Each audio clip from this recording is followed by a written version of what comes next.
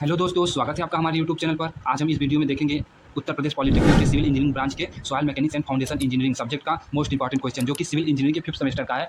जिन बच्चों का बैक लगा है या जो रेगुलर बच्चे हैं 5वें सेमेस्टर के, जिनका बैक लगा है, जो रेगुलर है, वो इस वीडियो को देखकर अपना soil mechanics engineering foundation engineering का पेपर जाकर दे सकते हैं, जिसमें मोस्ट इंपॉर्टेंट क्वेश्चन आपको दिया जाएगा, जो कि आप लोगों के लिए बहुत लाभकारी सिद्ध हो सकता है। क्योंकि अगले बार सॉइल मैकेनिक्स में बहुत ज़्यादा बैक लगी थी, जिसके कारण मैं ये वीडियो आप लोगों को ला रहा हूँ। ये वीडियो बस इंपॉर्टेंट क्वेश्चन का मैं बताऊंगा कि आप लोगों के लिए कौन सा इंपॉर्टेंट क्वेश्चन है, क्या क्या है। इसके लास्ट में मैं एक मॉडल पेपर दूंगा, जो अगले बार का पेपर था, वही आप लोगों के लिए लास्ट में इस पीडीएफ में जोड़ दिया हूँ।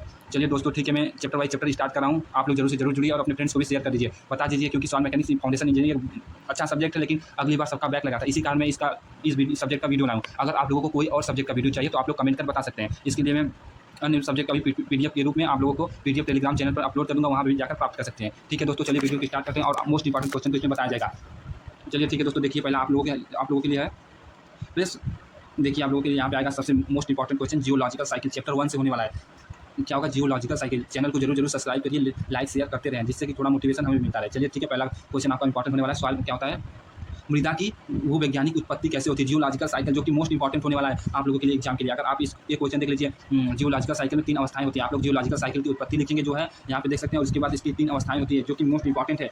अपक्षय, परिवहन और निक्षेपण होता है, और एक देखिए अभ्युत्थान, तीसरा यहाँ पे अपभेद होता है। ठीक है, इसके बाद देखिए यहाँ पे आपको 2 सवाल मिल जाएंगे, जो कि केमिकल फोर्स के कारण या फिजिकल और केमिकल फोर्स के कारण जो चट्टानों का वितरण होता है, उसके कारण 2 होते हैं। कौन सा? एक अवशिष्ट मृदा रेजिड्यूल सॉइल होता है, एक स्थानांतरित मृदा। रेजिड्यूल सॉइल जो होता है वहाँ पे ये देख सकते हैं, और स्थानांतरित मृदा होता है यहाँ पे ये लिख सकते हैं। ये सब मोस्ट इंपॉर्टेंट है, आप लोग इसको जरूर से पढ़ लीजिए। रेजिड्यूल सॉइल क्या होता है, अवशिष्ट मृदा क्या होता है, स्थानांतरित मृदा क्या होता है। देखिए अगर आप ये जब जियोलॉजिकल साइकिल बनाएंगे तो उसका ये चक्र जरूर बना दीजिएगा। जियोलॉजिकल साइकिल में ये जो चक्र बना है, एक चित्र जरूर बनाएंगे, जिसके कारण आप लोगों को अच्छा मार्क्स मिल सकता है। चलिए थोड़ा सा देखिए, फिर इसके बाद आप लोग लिखेंगे अपक्षय। फेज 1 क्या होता है? अपक्षय का होता है डिटोरेशन में, मतलब इसके कारण क्या है, सॉरी, भूवैज्ञानिक चक्र में पहला क्या होता है? अपक्षय होता है। अपक्षय क्या होता है? भूवैज्ञानिक चक्र का पहला चरण होता है, जिसमें चट्टानों का वितरण होता है। देखिए अपक्षय को आप तैयार कर लेंगे, इसके बाद आप लोगों को आ जाएगा, देखिए थोड़ा यहाँ पे भौतिक कारणों से बनने वाली मिट्टी और रासायनिक कारणों से बनने वाली मिट्टी में क्या हो जाएगा? अंतर हो जाएगा। आप लोग देख लीजिए, इसको पढ़ लीजिएगा, ये इंपॉर्टेंट होने वाला। देख सकते हैं यहाँ पे जो रिएक्शन के कारण बनती है रासायनिक कारणों से, और जो भौतिक कारणों से बनती है, सब आप लोग तैयार कर लीजिए, मोस्ट इंपॉर्टेंट है। इसके बाद ये आपको तैयार करने के लिए जे वाले बच्चों के लिए हो सकता है, आप लोग बस इतना ही पढ़ लीजिएगा अंत तक। इसके बाद आप जाएगा स्थानांतरित मिल जाएगा, ट्रांसपोर्टेशन एंड निक्षेपण। इसको आप लोग एक बार जरूर से जरूर पढ़ लीजिएगा, क्योंकि ये पूछ सकता है कि आप लोगों के लिए पूछा जा सकता है। ठीक है, और फिर इसके बाद आएगा दूसरा फेज क्या होता है? स्थानांतरण और परिवहन होता है, इसके आप ये भी पढ़ सकते हैं। अब देखिए परिवहन और आधार पर निम्नलिखित तरीकों में बांटा गया, मतलब मृदा कितने प्रकार में बढ़ जाती है। जलोढ़ मृदा हो जाती है, सरस मृदा हो जाती है, समुद्री मृदा हो जाती है। इसके बाद वायु एरोलीन हो जाता है, लोयस हो जाता है। सैंडी ड्यूज क्या होता है? देखिए आप सैंडी ड्यूज यहाँ पे देखिए इंपॉर्टेंट हो सकता है, आप लोग पढ़ लीजिएगा सैंडी ड्यूज क्या होता है। अब क्या होता है? हिमखंड। ये सब आप लोगों के लिए जो इस पीडीएफ में दिया जाएगा, मोस्ट इंपॉर्टेंट होने वाला है। आप लोग एक बार जरूर से पढ़ लीजिएगा। ठीक है, यहाँ पे देखिए ड्रॉप सॉइल क्या होता है, ड्रिफ्ट मृदा क्या होती है, फिर हिल सॉइल क्या होता है, ये सब मतलब एक बार आप पढ़ लीजिएंगे तो अच्छा रहेगा। आप देखिए फेज थर्ड क्या होता है? अपव्यय यानी अभ्युत्थान क्या होता है?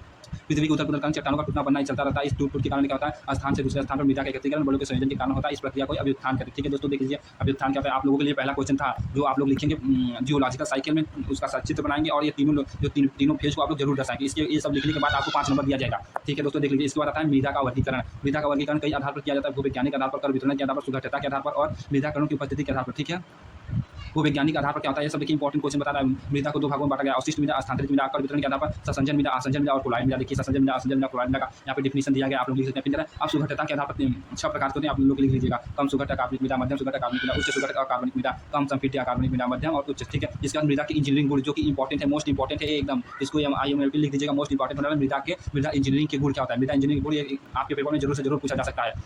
ठीक है, इसके बाद ये आप लोगों को पढ़ने की जरूरत नहीं, क्योंकि भारत में मृदा यांत्रिकी के कार्य करने वाली संस्था, एक बार इसको देख लीजिएगा। उसके बाद आगे आप चैप्टर 2 पढ़ेंगे। चैप्टर 2 क्या है? मृदाओं का भौतिक गुण। मृदा के भौतिक गुण में सबसे इंपॉर्टेंट होने वाला पहला आपका यही कि प्रवस्था आरेख क्या होता है, फेज डायग्राम क्या होता है। आप लोग पूछ सकते हैं फेज डायग्राम। देखिए आप ये इसको चित्र बनाएंगे, प्राकृतिक अवस्था मृदा का, आंशिक संतृप्त अवस्था में। देखिए आप लोग बना देंगे, और जो सब चीज़ डिनोट किया है, जैसे मृदा का भार W से है, मृदा कण का भार W है, मृदा में जल का भार W है, मृदा में वायु का भार क्या है, W है, जो क्या नगण्य है। ठीक है, देख लीजिए आप लोग इसको जरूर से जरूर करिए, ये मोस्ट इंपॉर्टेंट है। अगले पूछा गया था अगले बार पेपर में, सभी बच्चे समझ नहीं पाते कि क्वेश्चन क्या होता है, प्रवस्था आरेख क्या होता है, फेज डायग्राम क्या होता है। देखिए इंपॉर्टेंट होने वाला है। इसके बाद देखिए ये सब तो जो है एकदम मोस्ट इंपॉर्टेंट है, आप लोग तैयार कर लीजिएगा इसको। अब देखिए ये जो डेरिवेशन है एकदम इंपॉर्टेंट है, एकदम मोस्ट इंपॉर्टेंट। सेकंड चैप्टर अगर आप पढ़ गए तो कम से कम आपको, हमको लगता है 10 से 15 नंबर आ सकता है सेकंड चैप्टर से, क्योंकि बहुत इंपॉर्टेंट है ये चैप्टर। आप लोग देखिए डेरिवेशन को जरूर से जरूर करिएगा, बहुत सिंपल है।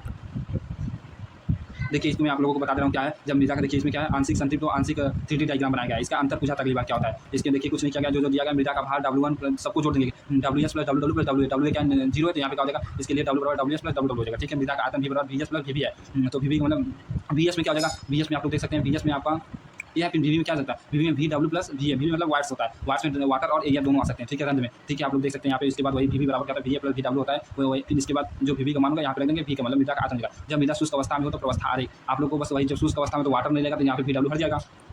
और इसमें क्या रहेगा, इसमें भी वो नहीं रहेगा W, तो बस WS रहेगा। W क्या है, नगण्य है, शून्य है, तो इसकी W बराबर WS हो जाएगा। पूर्णतः संतृप्त अवस्था में इसमें क्या रहेगा, पूर्णतः संतृप्त रहेगा, तो इसमें एयर नहीं रहेगा, तो V बराबर VV प्लस VS हो जाएगा, ठीक है। फिर आप लोगों को देखिए ये सब डेरिवेशन छोटा छोटा है, पूछा जाता है, आप लोग इसे जरूर से तैयार करिए। जैसे रिक्त अनुपात, रिक्त अनुपात क्या होता है, आप लोग बहुत इंपॉर्टेंट हो रहा है। मृदा की उपस्थित रिक्तियों के आयतन तथा मृदा के कण के आयतन के अनुपात को रिक्त अनुपात कहते हैं, इसे प्रदर्शित करते हैं। रिक्त अनुपात क्या होता है, सारंगता पोरोसिटी क्या होती है, देखिए पोरोसिटी जो होता है, आप लोग जरूर से जरूर सबको तैयार कर लीजिए, इंपॉर्टेंट है, पूछा जाता है। नोट देखिए अब रिक्त अनुपात और इसमें क्या होता है, रिक्त अनुपात और सारंगता दोनों में मृदा में ढीलापन, नोट में इसको पढ़ लीजिएगा एक बार। फिर देखिए यहाँ पे इसके रिक्त अनुपात और सारंगता में संबंध इंपॉर्टेंट है, पूछा जाएगा, आप लोग इसे तैयार कर लीजिएगा, ठीक है। रिक्त अनुपात और सारंगता, फिर कहना डिग्री ऑफ सैचुरेशन क्या होता है, संतृप्तता की कोटि क्या होती है, ये सब जो डेरिवेशन में बता रहा हूँ मोस्ट इंपॉर्टेंट है, आप लोग तैयार कर लीजिएगा, क्योंकि अगर आप चाहते हैं कि बैक न लगे तो एक बार सबको जरूर से जरूर तैयार कर लीजिए। अब वायु रंध्र की प्रतिशतता क्या होती है, परसेंटेज ऑफ एयर वाइट्स का, ठीक है। उसके बाद क्या होती है एयर कंटेंट क्या होता है, फिर देखिए समय रिलेशन आ जाता है वायु की, मतलब वायु रंध्र की प्रतिशतता यानी वायु की मात्रा और सारंगता में संबंध, इसको भी तैयार कर लीजिए, बहुत सिंपल डेरिवेशन है। मृदा की संतृप्तता की कोटि और वायु की मात्रा में संबंध, फिर जलांश वाटर कंटेंट क्या होता है, जलांश देखिए इंपॉर्टेंट है, पढ़ लीजिएगा आप लोग। फिर विशिष्ट ग्रेविटी, स्पेसिफिक ग्रेविटी क्या होती है, फिर एकांक भार यूनिट वेट क्या होता है, यूनिट वेट का जो प्रकार होते हैं, संतृप्त इकाई भार, ये सबको आप तैयार कर लीजिए, बहुत इंपॉर्टेंट है। इसके बाद आपका आ जाएगा मृदा का जलमग्न एकांक भार।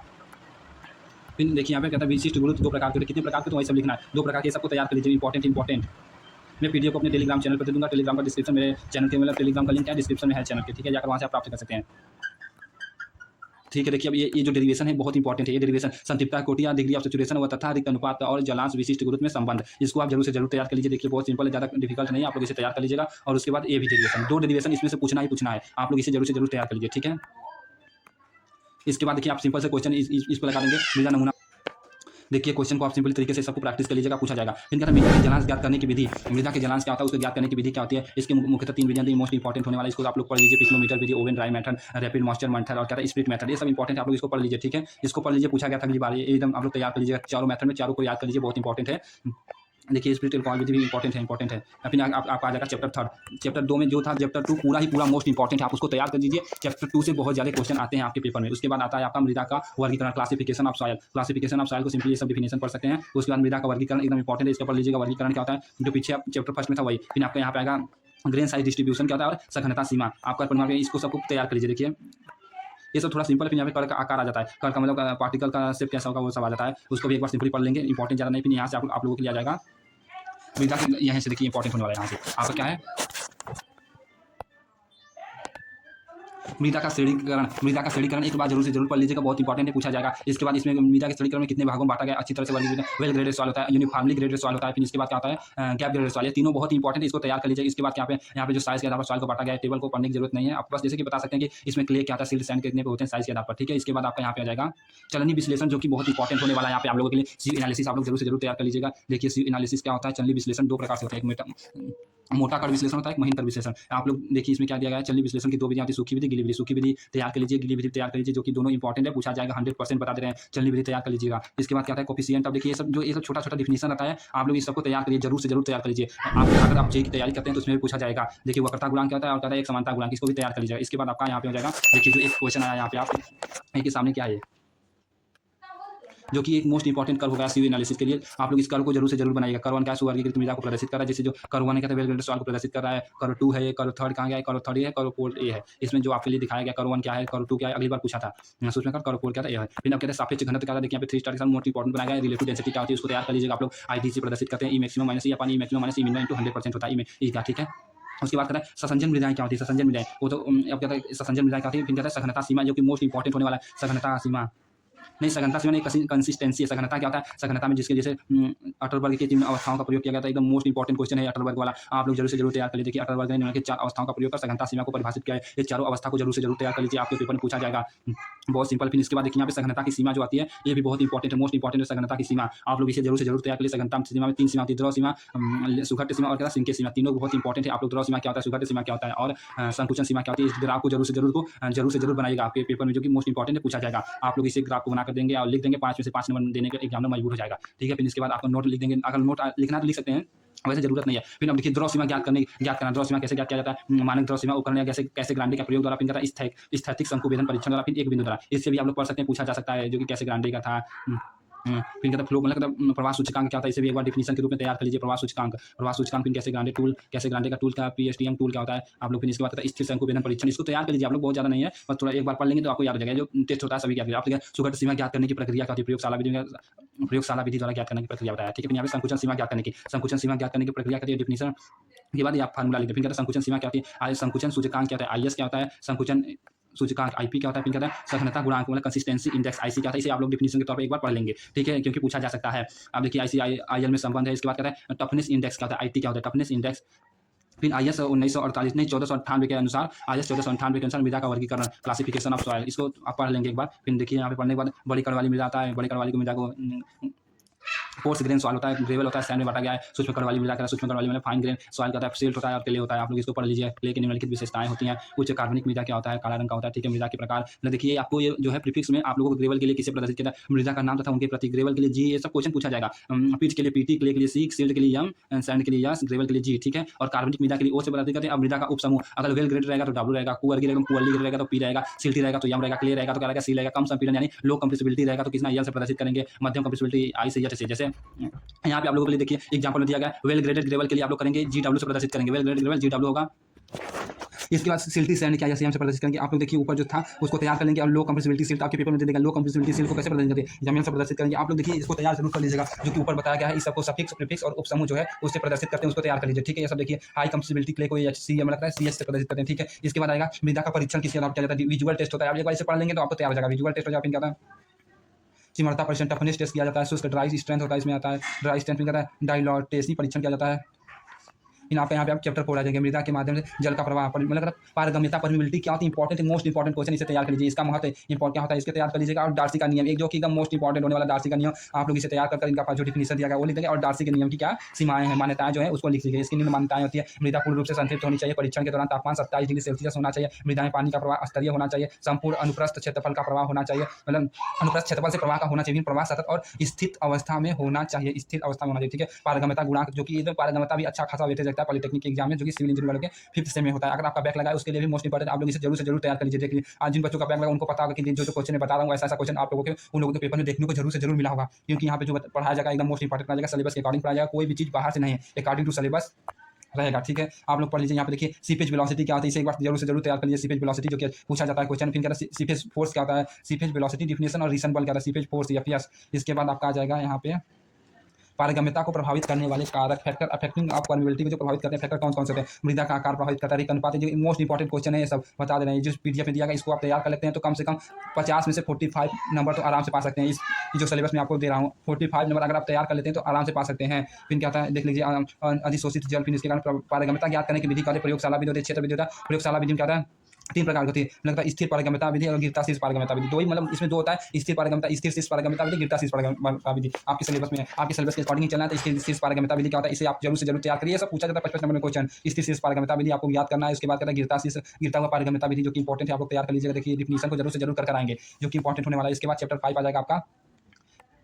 ये सब को आप छोड़ सकते हैं एक बार, लेकिन आप लोग जरूर से एक बार पढ़ लीजिएगा, क्योंकि ये जे के लिए मोस्ट इंपॉर्टेंट होने वाला है कि इक्विवेलेंट क्या होता है, ये सब जो आता है वो उसके लिए। फिर प्रभावी तनाव, इफेक्टिव स्ट्रेस क्या होता है, इफेक्टिव स्ट्रेस अच्छा खासा क्वेश्चन आता है, जो कि जो आप लोगों के लिए फिक्स क्वेश्चन आएगा वही आएगा। आप पढ़ लीजिए, कहता है देखिए प्रभावी तनाव का सिद्धांत, जो कि मोस्ट इंपॉर्टेंट है। प्रभावी सिद्धांत ये एकदम फिक्स क्वेश्चन है कि यहाँ से ये आना ही आना है। प्रभावी तनाव का सिद्धांत, इसको तैयार कर लीजिएगा। इसके बाद कहता है कुल तनाव, टोटल स्ट्रेस, पोर वाटर प्रेशर होता है और इफेक्टिव स्ट्रेस, जो कि तीनों को आप लोग जरूर से जरूर तैयार कर लीजिएगा। ठीक है, देखिए कुल तनाव क्या होता है, इसके बाद इसको आप फिगर बनाकर शो कर देंगे। उसका वाटर में लगता है वाटर जल रंध्र दाब क्या होता है, इसको भी तैयार कर लेंगे। इसके बाद आपका हो जाता है इफेक्टिव स्ट्रेस का था, इफेक्टिव स्ट्रेस, ये तीनों को आप तैयार कर लेंगे। 5 नंबर फिक्स है। इसके बाद क्या था, इसका इंपॉर्टेंस क्या था, भौतिक महत्व वाला, प्रभावी तनाव का भौतिक इंजीनियरिंग संस्थानों में प्रभावी तनाव का महत्व क्या है, प्रभावी तनाव का महत्व, इसको भी आप तैयार कर लीजिएगा। महत्व क्या होता है, इसके बाद क्या आता है आपका फिर चैप्टर समाप्त हो जाएगा। वही 2 क्वेश्चन जो कि फिक्स है, ये सब आप तैयार कर लीजिएगा। 5वें चैप्टर से पूछा जाएगा। अब अगला संघनन यानी मृदाओं में विकृति, यानी क्या होता है संघनन, संघनन कंसोलिडेशन क्या होता है, आप लोग इसे तैयार कर लीजिए। फिर संघनन के प्रकार क्या होते हैं, प्रारंभिक संघनन, द्वितीयक संघनन, प्रारंभिक संघनन, प्राथमिक संघनन और द्वितीयक संघनन, 3 प्रकार के संघनन होते हैं, S1 S2 S3 डिग्री। ठीक है, S1 S2 और SI डिग्री होता है। ठीक है, आप लोग इसे एक बार जरूर से जरूर पढ़ लीजिए, पूछा जा सकता है। अगली बार नहीं आता तो इस बार चांस है कि वही सब दे सकते हैं। इसके बाद द्वितीय मतलब यही सब है, द्वितीय प्रकार का मतलब द्वितीयक संघनन या द्वितीय समय प्रभाव क्या होता है, उसको तैयार कर लीजिए। फिर कहता है मृदा का कुल निर्जन जो होता है, क्रीप क्या होता है, क्रीप इसको एक बार पढ़ लीजिएगा। फिर कहता है प्लास्टिक प्रवाह क्या होता है, हैविंग क्या होता है, सभी क्वेश्चन 2-2 नंबर का या डिफिनीशन के रूप में दे दीजिएगा। एक नंबर में आप लोगों को करना रहेगा। 500 मूवमेंट क्या होता है, इसे तैयार कर लीजिएगा। इसके बाद कंप्रेसिव इंडेक्स क्या होता है, कंप्रेसिव संपीड़न सूचकांक क्या होता है, इसे तैयार कर लीजिएगा। ठीक है, इसके बाद आता है आपका ये सब ज़्यादा इंपॉर्टेंट नहीं है, इस सबको मत तैयार करिए। यहाँ पे अब संगणन की डिग्री क्या होती है, संगणन की डिग्री पढ़ लीजिए। अब देखिए यहीं पे आता है तरजागी का सिद्धांत, जो कि बहुत इंपॉर्टेंट होने वाला है। एक दिवसीय संगणन का तरजागी सिद्धांत मोस्ट इंपॉर्टेंट है, इसे आप तैयार करिए। निम्नलिखित किया जाता है, मानकों को मानकर किया जाता है। तरजागी का सिद्धांत जो है इंपॉर्टेंट है, मोस्ट इंपॉर्टेंट। तरजागी का जो नियम रहता है, तरजागी का एकल समीकरण जो है, इसे भी आप तैयार कर लीजिए, बहुत इंपॉर्टेंट है। आप लोगों के 100% पूछा जा सकता है। संगणन को प्रभावित करने वाले कारक जो है उसे भी आप तैयार कर लीजिए। संगणन को जो कारक प्रभावित करते हैं इंपॉर्टेंट है, ठीक है। अब देखिए यहाँ पे कहता है संगणन की आवश्यकता क्या होती है, यही सब पढ़ लीजिए। संगणन की आवश्यकता अगर दे दी तो आप लोग इसे जरूर से जरूर कर लीजिए। इसे मैं बस इस तरह लिख दिया गया हूँ कि अगर पूछ लेता है मान लीजिए, लेकिन पूछ सकता है, तो आप लोगों को तो पता होगा संगणन की आवश्यकता क्या होती है, जहाँ मिट्टी का भराव करना होता है, बांध सकते हैं, इसलिए मैं बस वैसे ही डमी लिख दिया हूँ, ठीक है। आप लोग इसे एक बार जरूर से जरूर लीजिए। इसके बाद चैप्टर 7 आ जाता है मृदा की कर्तन शक्ति, मृदा की शियर सामर्थ्य स्ट्रेंथ क्या होती है। इसमें जो 3 स्ट्रेंथ निकाले जाते हैं बहुत इंपॉर्टेंट होते हैं, पूछा जाता है। एक बार पढ़ लीजिए मृदा की कर्तन सामर्थ्य क्या होती है। देखिए अगली बार पूछा गया था मृदा की कर्तन सामर्थ्य की मतलब मैकेनिकल यांत्रिकी वाला क्या होता है, रिपोज कोण क्या होता है, एंगल ऑफ रिपोज, ये सब तैयार कर लीजिए, इंपॉर्टेंट है। फिर कहता है कर्तन को प्रभावित करने वाले कारक जो है मृदा की संरचना, ये सब जो कारक हैं पढ़ लीजिए, तैयार कर लीजिए, बहुत इंपॉर्टेंट होला। फिर यहाँ पे आता है इसी चैप्टर में कूलम्ब का नियम, जो कि 100% पूछा जाएगा। कूलम्ब का नियम क्या होता है, इसे तैयार कर लीजिए आप लोग, इंपॉर्टेंट क्वेश्चन है डिफिनीशन के साथ। फिर कहता है सीधा कर्तन परीक्षण, जो कि डायरेक्ट शियर टेस्ट, ये पूछा जाएगा 100% शियर। ये देखिए 3 टेस्ट होते हैं, डायरेक्ट शियर टेस्ट 100% आएगा। उसके बाद मतलब सीधा परीक्षण के गुण अवगुण पढ़ लीजिएगा। इसके बाद आपका परीक्षण यहाँ पे आएगा अपरूपण, मतलब क्या था, यूनिफॉर्मली कंप्रेस्ड टेस्ट, जो कि अगले बार अंतर पूछ दिया था तो बच्चे समझ नहीं पाते। सीधा आएगा यूनिफॉर्मली कंप्रेस्ड टेस्ट आएगा, जो कि इससे आप तैयार कर लीजिए। इसके बाद एक और टेस्ट होता है डायरेक्ट शियर कुछ होता है। इसके बाद वेन, देखिए यहाँ पे होता है vane shear test. Vane shear test तीनों टेस्ट आप लोग पढ़ लीजिए, 100% कोई ना कोई एक टेस्ट आ जाएगा या दोनों में से अंतर करने के लिए आएगा, आप लोग देख लीजिएगा यहाँ पे। इसके बाद क्या होगा, कर्तन शक्ति जो है कि कैसे ज्ञात किया जाता है। वेन टेस्ट के लाभ क्या है, इसको जरूर से जरूर, लाभ और हानि, जो परीक्षण के लाभ हानि आप जरूर से जरूर पेपर में लिख कर आएंगे अगर पूछता है तो, जिससे आपका लिखने का तरीका इफेक्टिव माना जाता है और नंबर फुल मार्क्स दिया जाता है, ठीक है। अब मृदा पर न्यू की कर्तन विफलता के कारण क्या है, ये सब सामान जो है कर्तन विफलता के कारण एक बार जरूर से जरूर पढ़ लीजिए। और उसके बाद कहता है कंप्लेक्शन आ जाता है, सहनन आ जाता है। संगणन था आप सहनन से भी अच्छा खासा वेटेज आपका एग्जाम में पूछा जाता है। संगणन का अर्थ जो कि आप सहनन का डिफिनेशन हो सकता है, सहनन की आवश्यकता क्या होती है, देखिए ये सब जो इंपॉर्टेंट है। सहनन का सिद्धांत है, तीनों इंपॉर्टेंट पढ़ लीजिए। अब देखिए यहाँ पे एक मोस्ट इंपॉर्टेंट क्वेश्चन आ गया, सहनन और संगणन में अंतर 100% पूछा जाएगा। देख लीजिए बच्चों, ये क्वेश्चन आपको छोड़कर नहीं जाना है, संगणन और सहनन में अंतर आप लोग इसे जरूर से जरूर तैयार कर लीजिए, 100% पूछा गया था अगले बार में। आप देखिए फिर क्या था, यहाँ पे डिफिनेशन पढ़ लीजिए। ऑप्टिमम मॉइस्चर कंटेंट का होता है, प्रयोगशाला में संगणन के परीक्षण। देखिए प्रमाणित प्राक्टर परीक्षण होता है, परिवर्तित प्राक्टर परीक्षण। ये एक प्राक्टर को याद करिए, फिर परिवर्तित प्राक्टर परीक्षण। प्राक्टर परीक्षण क्या था, इसको तैयार क्या होता है, फिर प्रमाणित प्राक्टर परीक्षण इसको तैयार कर लीजिए। इसकी विधि क्या होती है उसे तैयार कर लीजिए। फिर क्या था संशोधित प्राक्टर परीक्षण में, बस यही सब जो है सेम प्रोसेस सेम रहेगा, बस यही सब जो चीज़ें वही सब चेंज किया गया। जिसके मैं तो विधि लिखवाता नहीं, लेकिन आप लोगों के लिए मैंने सोचा कि इसमें लिख दूँ, जो कि विधि में सेम चीज़ रहेगा, जो वहाँ पर रेमर का प्रयोग किया जाए उसमें परिवर्तित में किया गया था। संशोधित वाले में 4.9 kg का, उस वाले में क्या था 2.6 kg का। किसमें प्रमाणित प्राक्टर में 2.6 kg का प्रयोग किया गया था रैमर, और इसमें 4.9, यही सब डिफरेंस है। मूल था आयतनकार से 1,1000 सीसी था, ठीक है। रैमर की 31 सेंटीमीटर की जगह पे 45 सेंटीमीटर की ऊंचाई से गिराया गया था। मृदा 3 परत की जगह 5 परत में फैली गई थी। आघात 25 ही लगाते हैं, फार्मूला यही याद कर लीजिए, ठीक है। परिवर्तित प्राक्टर ये वो तैयार कर लेंगे, उसके बाद परिवर्तित प्राक्टर का बस यही सब चेंज करके हो जाएगा, ठीक है। फिर क्या था संगठन को प्रभावित करने वाले कारक, जो इफेक्ट प्रभावित करते हैं, मोस्ट इंपॉर्टेंट मतलब आप इसको तैयार कर लीजिएगा, ठीक है। आप लोग जो कारक है उसे जरूर से जरूर तैयार करते चले। फिर इसके बाद आता है मृदा एक्सप्लोरेशन, फिर मतलब अन्वेषण। मृदा अन्वेषण क्या होता है, इसे तैयार कर लीजिए। इसके उद्देश्य क्या होते हैं एक बार इसे पढ़ लीजिएगा जरूर से जरूर। फिर अन्वेषण की जो विधियां होती हैं 100% आ सकता है, 95% इसको तो चांस है अन्वेषण की विधि आ सकती है। अन्वेषण में देखिए क्या क्या पूछता है मैं बता रहा हूँ अभी। इसके बाद क्या है, इस अध्ययन से मुख्यतः इन बातों का किया जाता है, देखिए। इसके बाद आपका आ जाएगा यहीं से जो विधि आती है मृदा मतलब विस्तृत जांच किया जाता है, जो डिटेल किया जाता है मृदा इंजीनियरिंग में प्राप्त करने के लिए। विस्तृत मृदा बोरिंग नमूना, और कैसे नमूना को प्राप्त किया जाएगा और कैसे उसका जांच किया जाता है, जो कि ये मोस्ट इंपॉर्टेंट है। बोरिंग विधि, नमूना लेना, परीक्षण करना, वायु वो भी फोटोग्राफी, भौतिकी विधि द्वारा। फिर देखिए बोरिंग विधि क्या होता है, बोरिंग विधि जो बर्मा विधि होता है, बर्मा विधि, वास विधि, और कहता है रोटरी मेथड, जो कि और कहता है रोटरी और पर्क्यूशन विधि, कहता है पर्क्यूशन विधि। ये सब मेथड को आप लोग जरूर से जरूर एक बार पढ़ लीजिए, आप लोगों को याद हो जाएगा और जाकर लिख दीजिएगा, फुल मार्क्स मिलेगा। पिस्टन सैंपलर की परिभाषाएं जो क्या होती हैं इसे तैयार कर लीजिए, इंपॉर्टेंट है। देखिए यहाँ पे इंपॉर्टेंट लिखा गया है। इसके बाद कहता है नमूना वसूली अनुपात जो होता है उसे पढ़ लीजिएगा। इसके बाद ये सब देखिए इंपॉर्टेंट, आप इसका फिगर आप लोग जरूर से जरूर नमूना लेना, जो कि मोस्ट इंपॉर्टेंट। अगली बार पूछा गया था नमूना आप कैसे लेंगे। नमूना 2 प्रकार से लिया जाएगा, विक्षुब्ध नमूना, विक्षुब्ध यानी डिस्टर्ब, अनडिस्टर्ब नमूना 2 प्रकार से लिया जाएगा। एक बार डिस्टर्ब हो सकता है, बिना डिस्टर्ब के हो सकता है। इसके बाद ये चैप्टर खत्म। अब आ जाएगी मृदा की धारण क्षमता, बियरिंग कैपेसिटी ऑफ सॉइल। मृदा की धारण क्षमता क्या होती है इस बार पढ़ लीजिए इसको। मृदा की धारण क्षमता, मिट्टी की धारण चरण धारण क्षमता होती है। देखिए ये सब 3 एकदम मोस्ट इंपॉर्टेंट है, पूछा गया था अगली बार। आपको मैं एक मॉडल पेपर दिखाऊंगा अगली बार का, जो पूछा गया था तनु। देखिए एकदम तीनों का तीनों आप तैयार कर लीजिए। फिर कहता है सुरक्षित धारण क्षमता क्या होती है, सुरक्षित धारण क्षमता और स्वीकार्य धारण दाब क्या होता है, ठीक है। तीनों का तीनों मोस्ट इंपॉर्टेंट, आप इसे तैयार कर लीजिए। इसके बाद धारण क्षमता ज्ञान करने की विधि क्या होती है, मतलब बिल्डिंग कोड द्वारा, तरजागी समीकरण के द्वारा, फिर स्थल परीक्षण के द्वारा। तो हमको क्या करना है, तरजागी समीकरण के द्वारा गणनाओं में मोस्ट इंपॉर्टेंट है, इसको आप तैयार करिए। देखिए कैसे लिया जाता है यहाँ पे तरजागी के समीकरण द्वारा, जो कि आप लोग तरजागी का समीकरण यही है, इससे ये मोस्ट इंपॉर्टेंट समीकरण, इसे आप तैयार करिए डिफिनीशन के साथ, प्रोसेस अभी, ठीक है। इसके बाद आएगा आपका ये वही बताएगा संगठन के लिए, मृदा के लिए क्या होना चाहिए, फिर आप इसे तैयार करें। फिर कहता है मृदा की धारण क्षमता को प्रभावित करने वाले कारक। देखिए धारण क्षमता को प्रभावित करने वाले जितने भी प्रभावित करने वाले कारक है, सभी संगठन साधन जिसमें भी हो सबको तैयार कर लीजिएगा आप लोग, ठीक है। जो है सबको आप तैयार कर लेंगे तो आपके लिए बहुत अच्छा होगा। इसके बाद आप लोगों का आ जाएगा, इसके बाद आप लोगों का बचेगा चैप्टर 11 जो कि है फाउंडेशन इंजीनियरिंग आप लोग बिल्डिंग मटेरियल फाउंडेशन से जो पढ़े थे वही सब आएगा। आप लोग फाउंडेशन कितने प्रकार के होते हैं पढ़ लीजिएगा।